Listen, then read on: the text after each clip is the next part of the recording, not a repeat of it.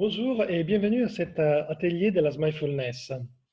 Donc, dans cet atelier, on va travailler, comprendre comment fonctionne le corps, le son et le pouvoir de nos pensées, comment ils peuvent influencer et préparer le corps à se porter en bonne santé. Donc, Peter Denoff donne un conseil pour se défendre des épidémies. Il dit que les virus, c'est des ombres, c'est des esprits qui se nourrissent des saletés, des impuretés. Et pour cela, il conseille de boire de l'eau très très chaude. Il faut la faire bouillir même 3 minutes, c'est bien. 4 ou 5 tasses et manger des pommes de terre bouillies. Il explique que si le sang est pur, les virus, quand ils arrivent, il n'y a pas de nourriture, donc ils meurent de faim. Et dans son enseignement, une des bases de son enseignement, c'est avoir le cœur pur comme le cristal et l'intellect lumineux comme le soleil. C'est-à-dire que le sang, il n'est pas nourri seulement de la nourriture qu'on mange, mais aussi de la façon qu'on mange. Et surtout, il est nourri de nos émotions, de nos sentiments. C'est-à-dire qu'une pensée, il déclenche des émotions, des sensations qui va charger le sang. Le sang, on peut le comparer comme un train de marchandises avec beaucoup de wagons qui ne fait que circuler tout le temps, il se charge, c'est vide, il charge, c'est vide, il charge, c'est vide, qui va nourrir toutes les cellules du corps. Et à partir de ça, si moi je le charge des émotions, des peurs, des stress, d'angoisse, ben le sang est chargé de ça, il va nourrir les cellules et je vais m'empoisonner tout seul. Chose que si j'arrive à avoir des sensations de gratitude, d'amour universel, de désintéressement, alors, à ce moment, je vais charger le sang d'espoir, de foi, de confiance, et je vais changer mon quotidien. Donc, j'ai rencontré un ami africain, là, congolais, je pense, Michel, et je lui dis, alors Michel, est-ce que tu as peur du virus? Ah, il m'a fait un grand sourire, puis on s'est mis à rire, il me dit, mais écoute, moi je viens d'Afrique, entre les virus, le sida et les moustiques, les serpents, les araignées, je peux te dire, nous, on est habitués, tu vois, on fait attention et on a une certaine vigilance. Ça, c'est pour les blancs, pour qu'ils ont peur. Donc, sa confiance, ça m'a vraiment ouvert pour dire qu'effectivement, on est souvent dans le déjà. Moi, j'ai voyagé en Inde, je suis baigné dans le Gange, et c'est vrai qu'il faut faire attention, bien sûr, mais si on a confiance et on se maîtrise dans nos pensées, dans nos sentiments, on se comporte correctement, on arrive à esquiver certaines maladies. Donc, on a vu que le sang se nourrit de nos émotions. Alors, comment comprendre ça? Il y a l'expression qu'on dit oh, j'étais inquiet pour toi, je me suis fait un sang d'encre. Si maintenant je pense, j'allume la radio et je me branche sur Radio Peur, sur Radio Angoisse, Radio Stress, eh bien, les pensées que je vais développer, ils vont éveiller des sentiments et je vais m'empoisonner tout seul. Maintenant, si j'arrive à brancher sur ma radio confiance, harmonie, espoir, je vais changer tout de suite mon état vibratoire. Donc, on se rappelle le principe du vidéoprojecteur. On va le répéter pour les nouveaux. Donc, le vidéoprojecteur, il ne peut que projeter que la vidéo, que le film que j'ai mis dedans, que le CD que j'ai mis dedans, le DVD que j'ai mis dedans. Je peux changer tous les écrans que je veux, il montrera toujours la même chose. Ça, c'est le pouvoir de l'œil. L'œil, il projette la lumière de la conscience et je ne peux voir à l'extérieur que le film que j'ai mis à l'intérieur de moi.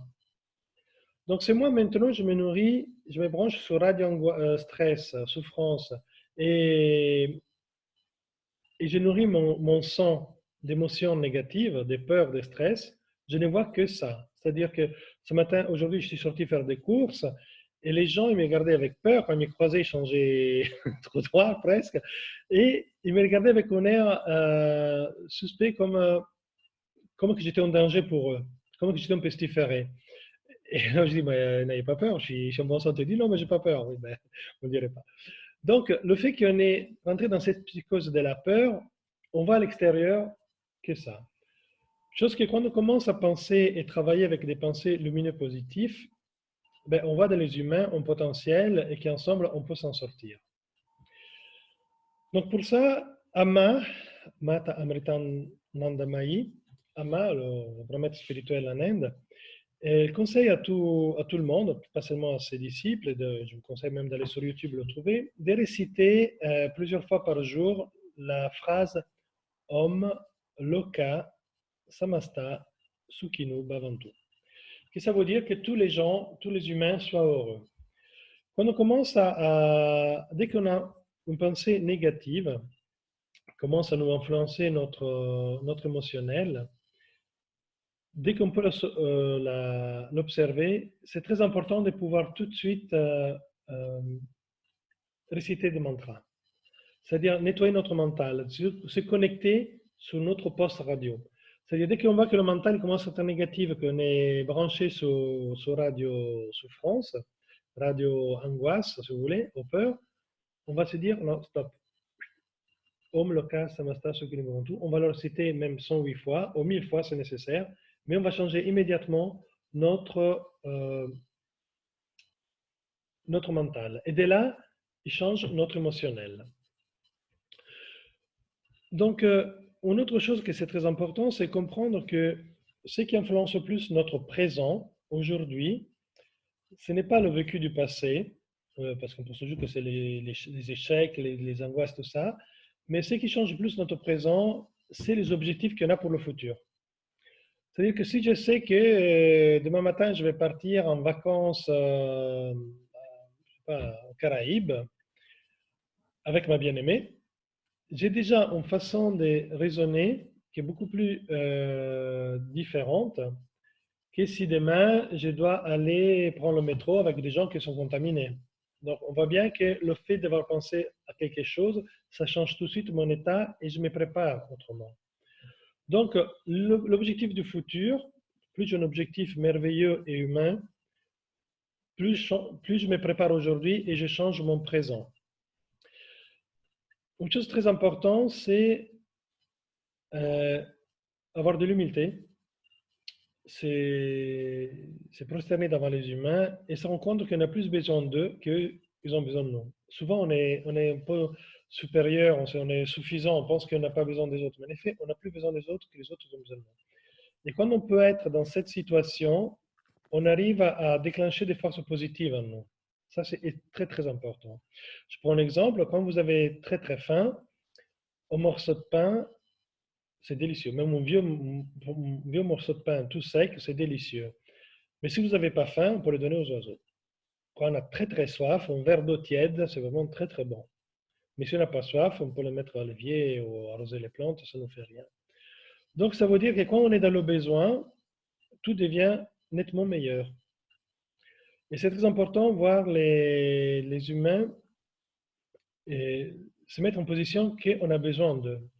Il y a par exemple le maître Omar Mikhail Ivanov qui dit souvent, il dit, mon seul souci, c'est comment vous être utile. Il dit, et tout ce que j'ai fait pour l'humanité, vous pensez que je le fais pour eux, mais je le fais pour moi parce que si je fais ça, je peux me progresser, et je peux m'améliorer, et je peux me dépasser. Donc, c'est très important de se mettre toujours en situation d'avoir plus besoin des autres. Et à partir de là, on va éveiller la confiance, on n'éveille plus la peur. On ne voit plus l'autre comme un ennemi, mais on le voit comme quelqu'un qui a un potentiel et qu'ensemble, on peut s'en sortir. Donc, ça, c'est la première chose pour affronter la peur. Donc, comme on a dit, boire de l'eau chaude, bien sûr, des pommes de terre, oui, bien chaudes, et surtout avoir des pensées pures et des sentiments purs. Donc, ça, c'est vraiment les points les plus importants pour pouvoir mieux affronter le virus. Donc, de ce que j'ai compris, c'est que tous les, tous les problèmes, que ce soit personnel, familial, ou social, même au niveau de l'État ou planétaire, c'est que le cœur il n'est pas pur. Et on ne sait pas faire la différence entre un cœur pur et un cœur pas pur. On ne sait pas faire la différence entre un amour qui enchaîne ou un amour qui libère. Et c'est là vraiment la première des choses, de pouvoir prendre de la distance de nos émotions, prendre de la distance de nos pensées, pour pouvoir choisir quelle pensée, quel sentiment utiliser. Donc, à partir de ça, on va chercher à comprendre comment, surtout on va apprendre comment prendre la distance de nos sentiments et de nos pensées. Et les outils de le yoga de rire et Ho'oponopono, ils deviennent des outils extrêmement importants. Donc, tout à l'heure, j'ai expliqué, on a compris que le son, c'est comme un wagon, c'est comme un train, marchandises, plein de wagons. Et ces wagons, ils amènent de la nourriture. Maintenant, plus j'arrive à avoir des sentiments de gratitude, plus j'arrive à travailler avec le mot gratitude. Et le mot gratitude, le mot merci, on peut le répéter 1000 fois. Le mot harmonie, on peut le réciter. Et même le mot je t'aime dans le Ho'oponopono. Dès qu'on sent qu'on a un poison, si on commence à réciter ça, on commence à s'imprégner d'autres énergies. Un des plus grands bonheurs qu'on peut avoir dans la vie, c'est vraiment le pouvoir aimer les humains. Pouvoir aimer les humains jusqu'à l'infini. Quand on arrive à aimer les humains, il n'y a pas plus grand bonheur. C'est vraiment avoir de la gratitude, de la reconnaissance et envoyer notre amour jusqu'aux confins de l'univers, c'est le plus grand bonheur qu'on peut avoir. Donc c'est intéressant d'apprendre à travailler avec cette énergie positive et constructive. Juste un instant que je regarde mes notes. Donc, un autre point, on pense souvent que souvent on est malade, on est fatigué parce qu'on a des carences. Chose que c'est faux. C'est faux. Très souvent, on est fatigué, on est malade parce qu'on a des excès d'énergie, ou le sang il est trop surchargé, il est trop engombré, ou le mental et le cœur sont engombrés, sont surchargés. Donc, pour ça, c'est vraiment très important de pouvoir jeûner, pouvoir même nettoyer l'intestin, manger de la salade bio cuite ou prendre des purges, nettoyer bien l'intestin, de pouvoir libérer et soulager le corps physique. Et comme vous verrez sur YouTube, j'ai fait une vidéo sur la mindfulness, comment nettoyer l'intestin émotionnel et l'intestin mental. C'est-à-dire comment enlever ces voiles, ces rideaux, ces obstacles dans le mental pour l'avoir plus lumineux. Donc ça, vous le trouverez sur YouTube, Mindfulness.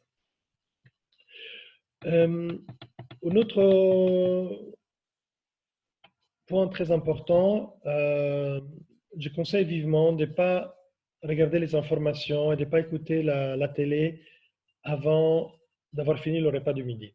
C'est-à-dire le matin, il faut s'occuper des activités qui nous rendent heureux. Chercher au moins à rester en contact avec soi-même et faire des activités qui peuvent nous permettre vraiment de s'épanouir. Donc pour cela, je conseille de prendre le temps de revivre des bons moments de notre vie. Ça peut être le jour de la naissance d'un enfant, ça peut être le jour qu'on a reçu notre examen, qu'on a trouvé le job que ça nous plaisait, le jour de notre mariage. Dépenser ces moments vraiment heureux de bonheur intense. Et essayer, comme on disque, qu'on se le remet pour le réécouter, de revivre ces sensations, de les revivre et l'amplifier au maximum. Et vraiment d'inspirer, sentir cette énergie et l'envoyer à toutes les cellules. Faire en sorte que cette énergie positive, ces moments de bonheur intense que nous avons eu dans notre vie, charge notre sang et le va amener dans tout notre corps. Imaginez que maintenant, vous avez de la lumière, de la gratitude qui circule dans les veines.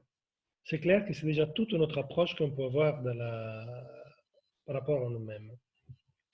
Donc, c'est vraiment très important. Et faire des activités, oser de faire des activités dessinées, écrire des fables, des contes, écrire un scénario même, de pouvoir faire des choses, des activités que on peut se libérer, on peut s'exprimer, parce que c'est très important pour pouvoir s'exprimer. C'est la chose la plus dure, ce n'est pas s'exprimer.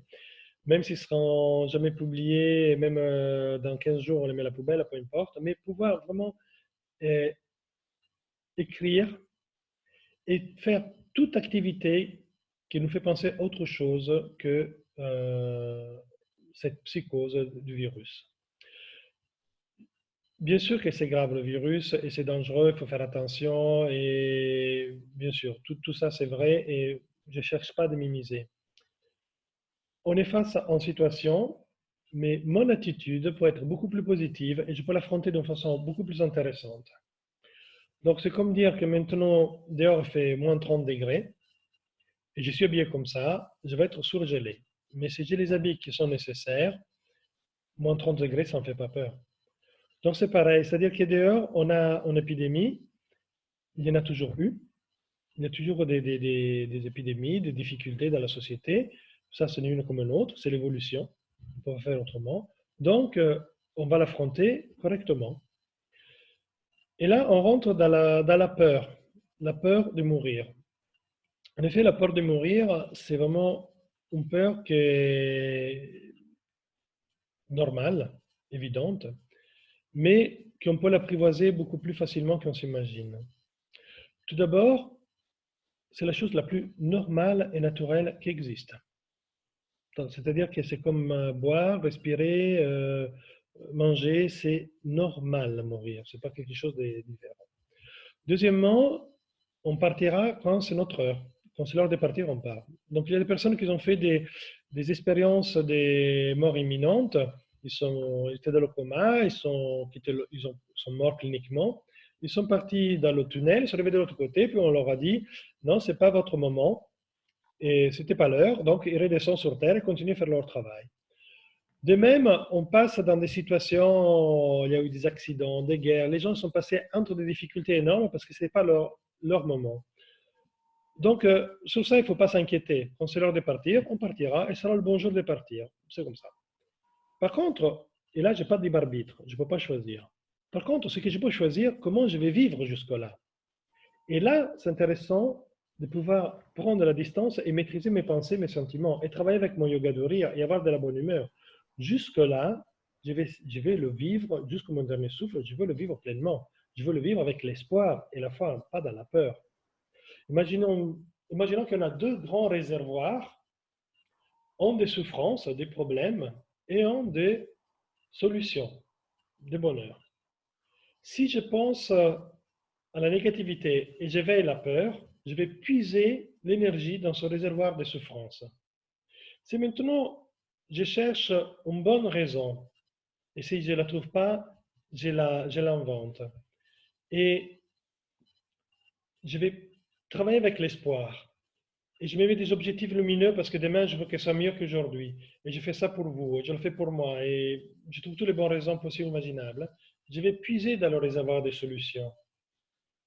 Et je vais travailler avec ma foi, je vais travailler avec l'espoir. Et ça veut dire que chaque jour, je vais mordre la vie pleinement.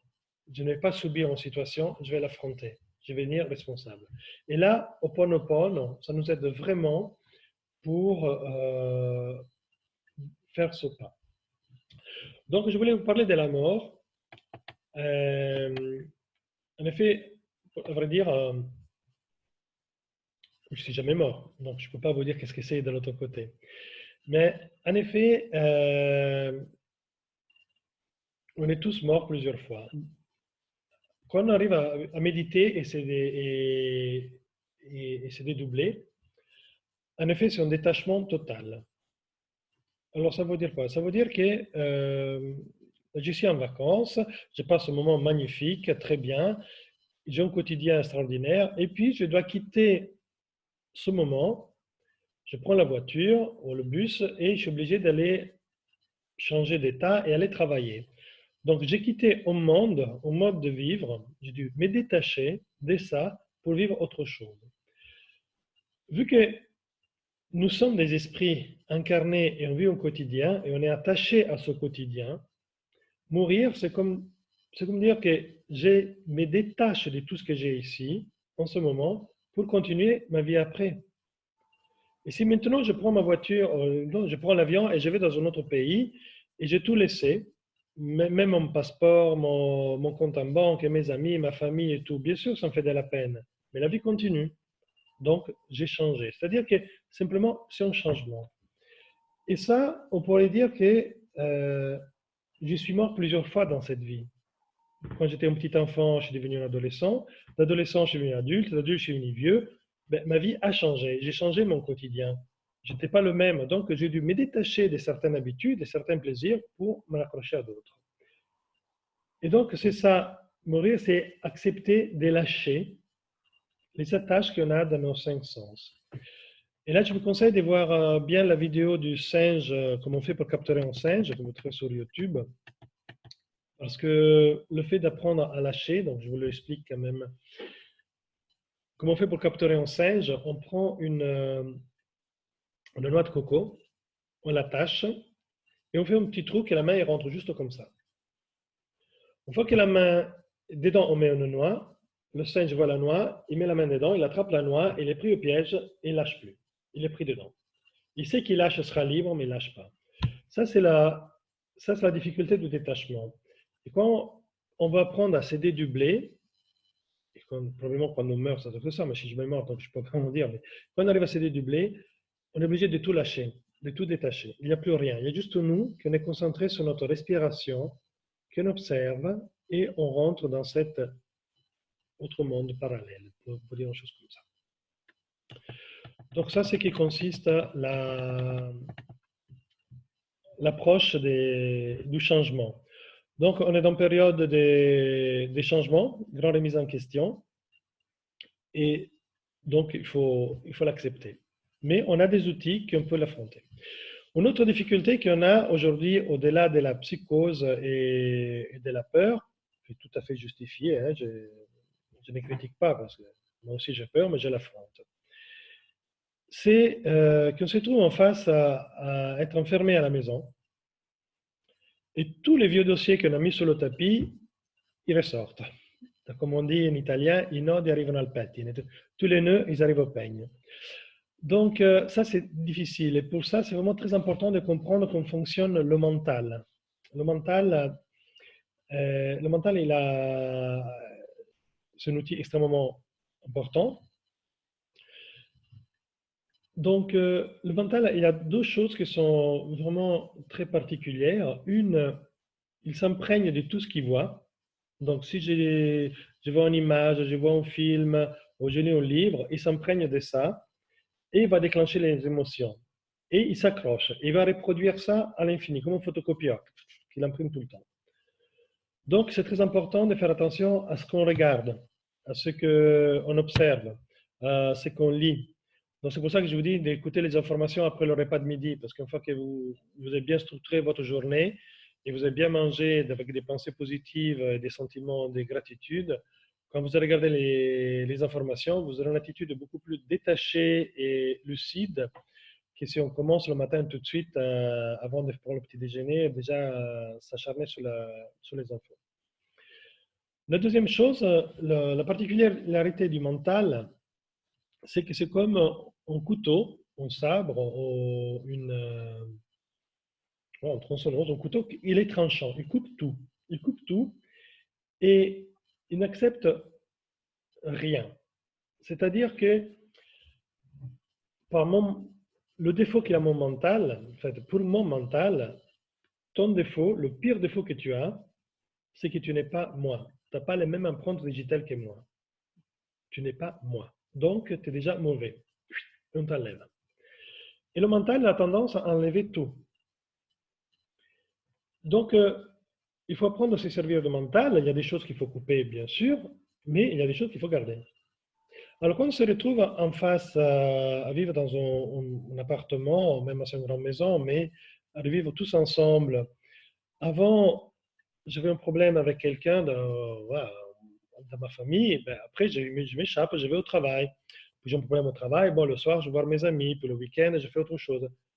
Mais là, on est enfermé avec nos amis, qui sont notre miroir mental, notre miroir émotionnel, et notre ami, notre famille, on est enfermé, Et là, c'est notre miroir. Et si on ne sait pas, si on ne prend pas le temps de maîtriser notre mental, nos émotions et de les orienter, eh bien, on risque de s'engueuler assez rapidement. Donc, c'est vraiment très important de pouvoir faire un travail sur soi, chercher de voir qu'est-ce qu'on veut comprendre et surtout de nourrir notre vie intérieure, de se nourrir autrement. C'est un peu particulier parler devant une caméra, hein. C'est pas l'habitude, je préfère parler devant un public. Donc, ça veut dire que nous, on vit deux vies en même temps. On a la vie extérieure, la projection de mon mental, le travail, les amis, la famille, et je vis ma vie intérieure, que c'est mon attitude que j'affronte les problèmes. Donc, plus à travers la méditation et l'introspection et le respect de mes vies intérieures, je m'épanouis à l'intérieur de moi-même, plus j'ai facilité à prendre la distance et maîtriser mon mental. Donc, si mon mental, il s'acharne contre les autres, ou il s'est branché sur la radio agression, sur la radio angoisse, il faut que tout de suite j'arrive à réciter les mantras, les prières, mais liés à un maître spirituel, quel que soit ce que vous voulez, un être très évolué, pour pouvoir nettoyer son mental et éveiller d'autres émotions, de sorte d'avoir un comportement différent. Mais si je me laisse, je deviens esclave, je reste esclave sous la dictature, la tyrannie de mon mental, alors je n'ai plus aucun sens. Il y a les conférences des Sadhguru qui comparent le mental et dit si quelqu'un il fait tout le temps comme ça, vous direz mais il n'est pas normal, il est fou. Il dit mais c'est pareil notre mental, si on ne sait pas le surveiller, il se balade, il vacille de gauche à droite, il change tout le temps d'avis, tout le temps. Donc il faut vraiment apprendre à maîtriser notre attention, à maîtriser notre intention et savoir orienter nos pensées. Donc, un autre point du mental, il y a deux choses. Donc, on a dit qu'il s'imprègne de tout ce qu'il voit, comme un mouchoir qu'on le met dans un tiroir avec des savonnettes parfumées. Donc, il s'imprègne de ça. Donc, le mental est imprégné dans la région où il est allé. La deuxième chose, c'est que tout ce qui n'est pas exactement comme moi, c'est mon ennemi. Donc, votre pire défaut, c'est de ne pas être moi-même. Et un autre point, c'est que le mental ne fait que répéter tout le temps comme un perroquet, comme un disque rayé. Qu'est-ce qu'il a entendu, ce qu'il a vu. Donc, c'est-à-dire que les informations que j'ai prises de la télé, par exemple, ou de ce que m'a dit quelqu'un, ou ce que j'ai vu, je vais le répéter à l'infini. Donc, c'est vraiment très important de pouvoir le changer. Savoir qu'est-ce que je veux imprimer. Maintenant, si je veux imprimer dans mon schéma mental des images, des idées positives, il va me les répéter à l'infini, mais il va éveiller en moi des forces constructives positives qui vont me nourrir toutes mes cellules de positivité.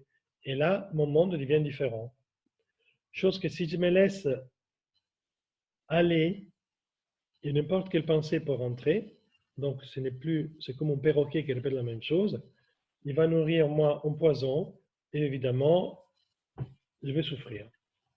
Au-delà de la capacité de pouvoir au-delà disons, du virus, hein, parce que de toute façon, il n'y a pas que ça, hein, il y a tout l'ensemble. Une autre chose pour le mental, pour apprendre vraiment à apprivoiser la puissance du mental, on a des ambitions, on a des besoins, et le mental, il fait un scénario. Donc ça, c'est la difficulté de vivre en communauté, ou en famille, ou même dans le monde du travail.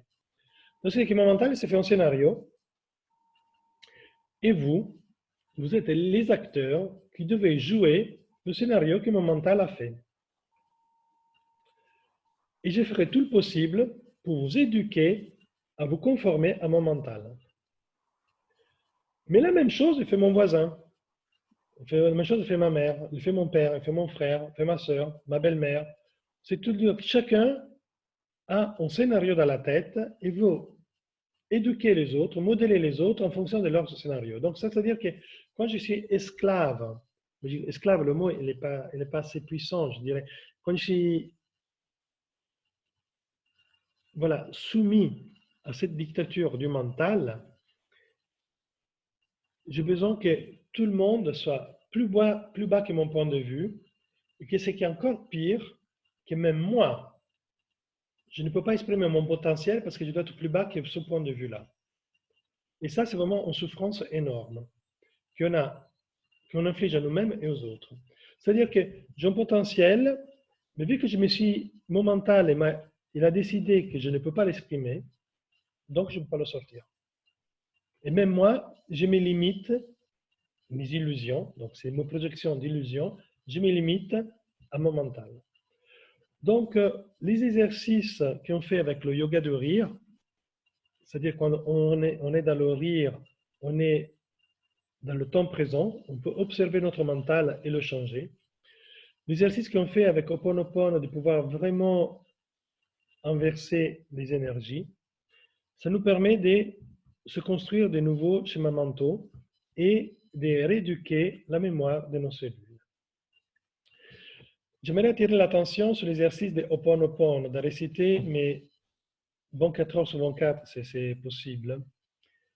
C'est-à-dire que quand on a une peur, une colère, un problème, la première tendance, c'est de ou la supprimer, ou la refouler, ou l'extérioriser. Mais quand on accepte le problème et on l'affronte, pas seulement on devient adulte, mais qu'est-ce qu'on fait? On transforme cette énergie pour se construire. Dans cette expérience que je dois affronter, que ça me plaise ou ne plaise pas, je peux l'affronter de différentes façons et en utilisant Ho'oponopono, je vais l'affronter d'une façon constructive pour grandir. Quand c'est mon heure de partir, je partirai. Ça, je ne peux pas échapper. Mais jusque-là, je ferai le maximum, le nécessaire pour l'affronter avec bonne humeur et positivisé. Donc, je vous invite à voir la vidéo que j'ai mise sur YouTube, s'appelle Smilefulness de Valentino. Il y a, je parle de différentes choses, mais quand on arrive à l'effet pratique, ça prend un sens. Et il y a l'exercice pour le yoga du rire et Ho'oponopono et en méditation à la suite. Voilà, ça c'est ma participation à la situation actuelle, du stress qu'on a aujourd'hui. J'espère d'être été assez clair.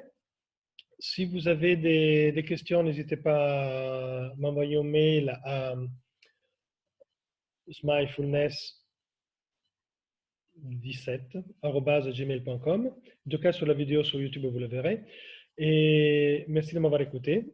Je vous souhaite vraiment des fous rires, de la bonne humeur, beaucoup d'espoir et on a vu d'autres. Donc, on est en chemin, on va grandir. Ah, je voulais aussi ajouter une chose aussi très importante, c'est euh, la société est arrivée à un stade qui avait besoin de nouveaux objectifs. Une fois que le communisme est tombé, qu'on a perdu nos utopies, qui balançait notre vision avec le capitalisme, on n'avait pas vraiment d'objectif. Et là, il y a quelque chose de nouveau qui est rené, qui est en train de se démarrer. Je prends il y a une phrase, il y a un chapitre de Victor Hugo dans le livre Notre-Dame de Paris qui dit ceci tuera cela. C'est-à-dire que jusqu'à ce temps-là, pour faire une cathédrale, il mettait des siècles. Et tout le peuple apportait sa contribution, exprimait leur pensée à travers la construction. Puis quand est arrivé l'imprimerie, il a modernisé la pensée et du coup, il a tué l'architecture, mais il a pu vulgariser la pensée à travers les livres. Et là est démarré la Renaissance. Il y a une nouvelle époque qui est née. De même, aujourd'hui, est arrivée l'électricité, qui a changé notre façon de vivre. Ensuite est arrivé le téléphone, Internet, et on est arrivé en façon mondiale que si avant on mettait une année, ou 6 mois, un an pour aller chercher de la marchandise en Chine, maintenant, en 24 heures, on m'envoie un mail et par avion, on la reçoit. Donc tout va beaucoup plus vite. C'est pour ça que l'épidémie, si avant on prenait qu'un village ou en région, maintenant c'est devenu international parce que ça va très vite. Et de même, on est arrivé à un stade que on a besoin d'échanger. Il y a un changement dans notre société et il y aura quelque chose de très positif qui va sortir. On passe au mauvais quart d'heure, on est bien d'accord, mais il faut pas croire que demain soit meilleur. Parce que pour moi, c'est le seul moyen que j'ai pour affronter ça. C'est-à-dire que croire que demain soit meilleur, qu'on peut faire quelque chose de positif et qu'on a une responsabilité, ça me permet de me dépasser. J'aimerais apporter l'attention encore sur notre expérience que j'ai vécue. Si, donc, dans la physique quantique, on parle que l'observateur influence l'expérience. J'ai mis 10 ans pour le comprendre. Je ne comprenais pas pourquoi il donnait autant d'importance à ce passage que l'observateur influence l'expérience.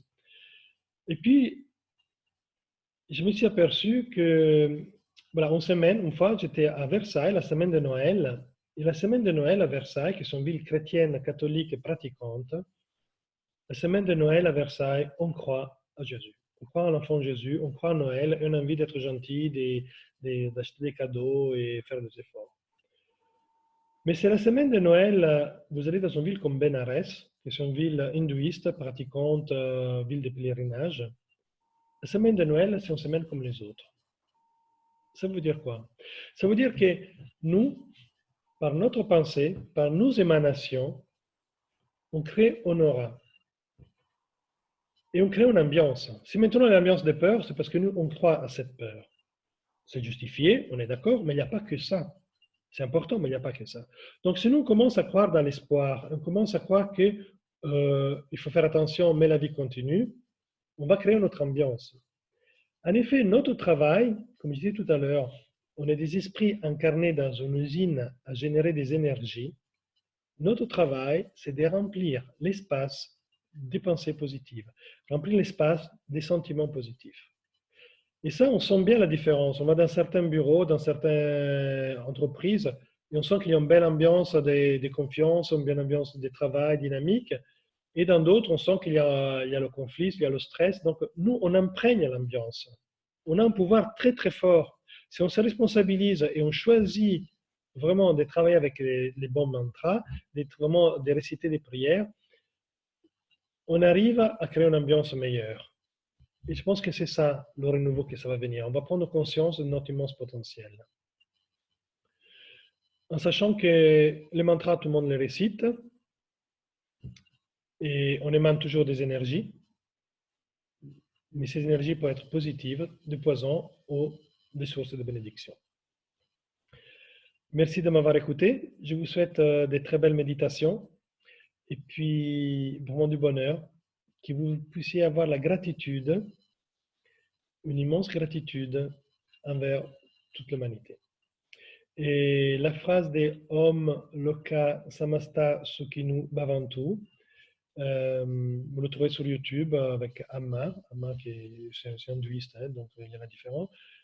Et quand on apprend vraiment à le réciter et on arrive à l'intérioriser, à le faire descendre, et vraiment on souhaite ce bonheur à toute l'humanité, on rentre dans une énergie de gratitude, de reconnaissance, qui vraiment, ça nous aspire vers le haut. Et quelle que soit la difficulté, c'est juste une marche pour grandir et pour évoluer. Merci de m'avoir écouté. Je vous souhaite tout le bonheur du monde et de belles méditations. Et à bientôt à la prochaine vidéo. Merci.